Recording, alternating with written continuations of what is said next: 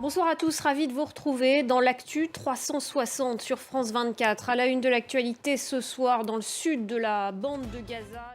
Au Proche-Orient, tout d'abord à Rafah, dans le sud de la bande de Gaza. Je vous le disais, un entrepôt de l'Agence de l'ONU pour les réfugiés palestiniens a été touché par un bombardement ce mercredi. L'UNRWA, principal acteur humanitaire à Gaza, attribue cette frappe à l'armée israélienne et annonce qu'au moins un de ses employés a été tué. Le Hamas parle d'au moins 4 morts. Israël annonce de son côté avoir éliminé un terroriste. Jules Boiteau.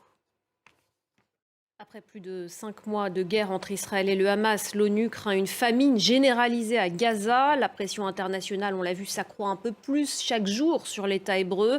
Israël doit faire de l'aide humanitaire dans l'enclave palestinienne. Voilà pour la situation au Proche-Orient. Autre conflit maintenant, la guerre en Ukraine qui dure depuis plus de 2 ans maintenant, alors que Kiev admet une situation très difficile sur le front Est. Mardi, des pro-ukrainiens composés de recrues russes ont lancé une incursion dans les régions russes frontalières de Belgorod et de Koursk.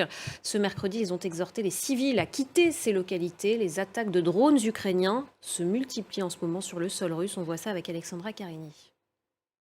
On va s'arrêter maintenant sur ces bataillons russes pro-Kiev à l'origine de l'incursion mardi sur le sol russe. Ils y multiplient les frappes, on l'a vu. Un raid à quelques jours seulement de la présidentielle russe. On va voir ça tout de suite avec Cécile Galuccio. Et puis à noter que Washington a dit ce mercredi n'avoir vu aucun signe montrant que la Russie se préparait à utiliser une arme nucléaire en Ukraine.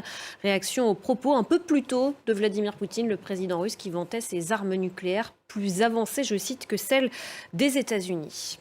En France, après l'Assemblée nationale, mardi, le Sénat a approuvé à son tour très largement l'accord de sécurité avec l'Ukraine. Les sénateurs ont voté pour à 293 voix. Toujours en France, je vous en parlais dans les titres, la chanteuse Aya Nakamura se retrouve au cœur d'un débat politique. Pressentie pour chanter à l'ouverture des Jeux Olympiques de Paris cet été, elle est depuis plusieurs jours ciblée par l'extrême droite. La ministre de la Culture, Rachida Dati, a pris sa défense ce mercredi. Anna Pereira. Et enfin, les eurodéputés ont adopté l'IA Act, une législation historique pour encadrer les systèmes d'intelligence artificielle, pour en limiter les dérives. Ce texte classifie les IA en fonction de leur niveau de dangerosité. Plus elles sont jugées dangereuses et plus elles seront réglementées. On va voir ça tout de suite avec Jules Boiteau. Et c'est l'heure du sport maintenant.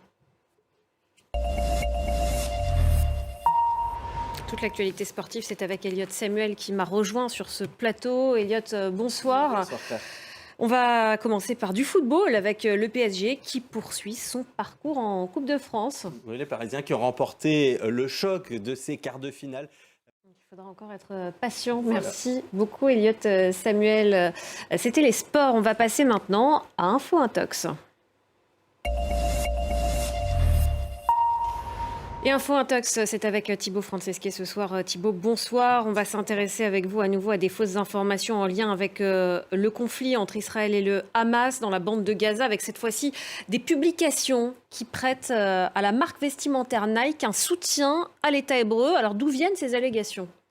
Eh bien, on va voir, il y a différents messages en fait qui circulent sur les réseaux sociaux. Merci beaucoup Thibaut Francesquet. C'était Info Intox. On peut retrouver évidemment votre chronique sur notre site internet, également sur nos réseaux sociaux. Restez avec nous sur France 24, l'information continue.